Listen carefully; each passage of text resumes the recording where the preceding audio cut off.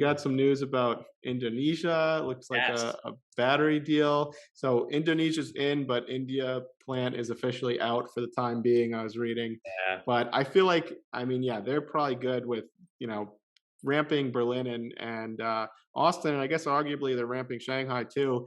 That's probably enough, Oh, factories for yeah. now. They you know Well, the good news about Shanghai being closed basically or slower ramping is they can stockpile supplies right now. So when they do get back to full ramp, they can, hit the ground running without a problem. The India thing, I thought India was going to be a great place to have a factory. Looking deeper into it, it would have to be a whole totally different line of vehicles for Tesla over there because, even the Model 3 is not going to sell well in that country whatsoever. So it realistically it wouldn't be. makes sense to wait until maybe they have an even more Yeah, compact yeah, car anyway. compact car, or maybe some of those Arcimoto type vehicles out there. Something smaller would be great as well. So I think that's not bad. I know Malaysia reached out to Elon and said, "Hey, we're welcome to put a gigafactory over here." But talking, when Elon's talking about putting up gigafactories in places that are close to supplies, to make logistics so much easier. Their largest nickel supplier and some of their battery suppliers are in Indonesia. Now, Indonesia also drives on the opposite side of the road as most of the world. So it would make sense to put a giant factory there to produce vehicles that are like that. They can then distribute them to all of these countries that drive on the other side of the road. Whereas we know that China is going to be their major export hub, for the rest of the world. Indonesia could be their export hub for those vehicles. You've got Australia right down there, which is close by as well, who drives on that side of the road. So that could actually be a great beneficial place. I guess Elon got invited to go back down to Indonesia in November. So I don't think he officially accepted that invitation, but I have no doubt he's going to go down there. Seems very excited about this.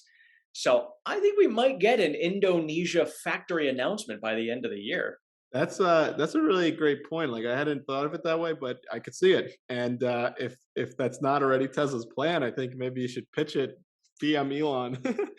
Because yeah, I mean, this it could work out beautifully. Like you said, it would help them get that whole market that drives on the other side, and they could kind of test the waters here with just starting with the battery plant. And if that works out, favorably, okay, yeah, we'll produce our cars here. Like they're testing the waters almost. That could work out beautifully. And then, yeah, just back to Shanghai, I think this will be a blip on the radar. I'm really not worried about these lockdowns. Of course, that's all that's in the headlines, but it's literally going to be irrelevant in 2 years. Oh yeah, times like these are the times I love. These are what I call fudge. This is, when we've got fear, uncertainty, and doubt, grab extra because it's like this fudge is So obviously true. we know it is a blip on the radar, not going to be long term. So if people are going to sell off on stupid news like this, I will buy those shares all day long. Yeah, I think, no, I agree, definitely. I am really curious though to see in a recession scenario, which you could argue we're already in. I mean, Tesla stock, I guess I'm looking here, is basically down almost 50% already, 40%, let's say, from the high of 1200. I wonder how much lower it could go, but it is crazy to think a year ago this stock was in the 500. So it Yeah, really ran up a lot once we got the Hertz news and everything, and it kind of blew up. It probably over the top, and it's kind of yeah. come back down to I, earth a I little mean, here. we So we see the overreactions in both directions, and Tesla overreacts exaggerately in both directions. So yes, when we've got great Q3 numbers and then Hertz news blowing up, and I mean, actually, it was almost a good thing that Elon was selling when he did because it brought the stock back down to earth. But you see these things, and it's going to run up, and it goes in both directions. But like you said, we're still up over last year significantly. And Meet Kevin had mentioned something today. I guess only 25% of the time does Tesla trade below analyst price targets, the average price targets. And 2019, we were actually trading 50% below. And if we were trading 50% below at this point, we'd be down around like 450 to 470, which of course for most of us is pretty stupid low. But one of my subscribers had mentioned how there's actually a gap that goes down to 489 that stems back to November of 2020. I don't know enough about gaps to know how far back it could go to fill. I just know that they fill 9 out of 10 times, and that's it. So if we do end up retracing back to that point, filling that gap, but kind of little numbers matching up, whether we get there or not, I don't know. But I know that if we dip under $500, I am throwing a lot of money at this stock. I was gonna say, I would think, and they're gonna come out of this strong. So whatever happens over the next year, and then it'll just gonna be like a spring, Exactly. And just I try to, compressing the spring right now. and that's literally exactly what I explained in one of my other videos is PE compression is just that.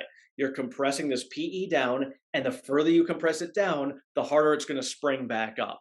When you look at a company like Tesla, who's strong fundamentals, that spring rebounding is all going to be based upon how strong your fundamentals are. And then Tesla is going to be continuing to grow 50% year over year for the next 2 years while this spring is compressing. That's going to be a massive explosion when we come out of this. Yeah, and exactly. It's like you said, the fundamentals are great. 50% growth year over year we're looking at for the next few years is the projection. No debt, and more free cash flow every quarter. It's really setting it up for a nice run, hopefully on the other side, Oh yeah. I mean, I look at like for me, I'm and more trying of the to, EV market, of course. yeah, and like I try to coach people and explain, look, like cash flow generation during these times is the most important. So, like, yes, I want to leave my job, but leaving my job would be just stupid right now because we're going into a recession where jobs are going to be harder to find. And I'm like, I want the cash flow coming in. You have the cash flow coming in, and you can keep pumping that into the stock. That's what Tesla is doing for their own company. They don't have the debt, they just have cash flow coming in that they can pump back into the company during recessionary times. Guess what happens during recessionary times? Prices of things come down because inflation comes down. So now Tesla's going to have higher cash flow to be able to spend more money on lower cost items for the future. I mean, Yeah, that's a good point too, and maybe that's when they'll decide to, build the next gigafactory. yeah, I mean, my guess is they They'll be the probably only ones who'll be able to afford it, building a factory at that point. I mean, looking at real estate prices, I'm guessing that they probably locked up a bunch of real estate in areas that, hasn't even been announced yet, just because they were able to get super low rates, if they even needed to use that. But I mean, real estate loans and debt isn't a bad thing. So, if they were able to do that and basically get free money for the next, 10 to 15 years to pay these things off, I think it's brilliant. And then, like I said, once we get to the recession and all the prices of all the materials come down, oh, hey, guess what? Now we're going to spend money and it's going to be 40% less than would have cost us a year ago to build these factories. Yeah, that's definitely true. And another thing from the Financial Times interview that was interesting, they asked him about, is there a risk with China? Because that's another argument people, bear argument that Tesla's heavily reliant on China. And Musk basically said that the Chinese market long term for EVs is only going to be 25 to 30% of their market. Now, granted, like we said, Shanghai is a very big export hub right now. But the fact that 70% of their sales, they're thinking is going to come from outside of China is a good sign. So, whatever happens there. Having said that, they clearly have a very good relationship. And China has, for the first time ever, basically let a company, have their way. They didn't require Tesla to go the traditional route where the Chinese government basically owns 51% of the factory there. So I mean, despite all the FUD, like it seems like they have a very good working relationship, and it makes sense. I mean, it's in both their best interests. China needs to clamp down pollution, and it's kind of been a win-win, I think. Oh yeah, and I mean, looking at obviously we know Norway is basically leading the world with EVs over there, but I think when it comes to production, I think China is really looking to be that EV leader in the world, and I think that's why their partnership with Tesla is so important. Sure, you can argue that when they get 5 years down the road and they've got XPeng, Neo, BYD, Li Auto, all these companies cranking much larger numbers, do they still need Tesla? How is it going to happen? But I think that's where probably in Elon's mind at that point, it's only going to be 25%. So as long as they're, in the playing field with them over there, it's really not going to matter.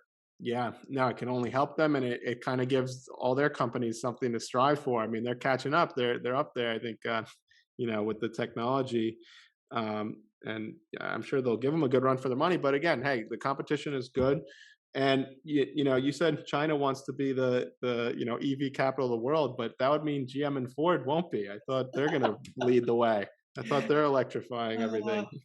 oh, good golly, yeah, yeah, that's so funny. And I wonder, honestly, I wonder what the relationship between GM and their EV in China is. Is I know that they have their whole separate divisions and everything that are over in China, but is it as good of a relationship as Tesla has with them for EVs in the future? Yeah, I mean, the fact that they gave Tesla like such a great deal again of like not doing the traditional route like GM had to basically turn over 51% and they basically take all the, proprietary tech, I'm sure too. The fact that they didn't do that means they were kind of eager to get them in there. And since then, I mean, it's been nothing but good things. I feel like, they seem to, it's a mutually beneficial partnership, I think. Not a Yeah, and I partnership, think but, what's and I think for me, what I'm excited about is, obviously we have a whole lot of people here in the US who are like, ah, that's made in China, that's crap. And I think China wants to get rid of that moniker for themselves. And, I think this is part of why they're excited to work with Tesla is because I think Tesla has basically said, China, you can go ahead and design the compact car. You can design and produce this on your own. This will be your baby. And for China to be able to say that they designed and produced a Tesla that's going to be of quality, that's going to be significant to kind of change the world's view of them for their production quality. So I think that'll be huge. And I think that's another reason why China is playing so nice with Tesla because they're working with them with stuff like that.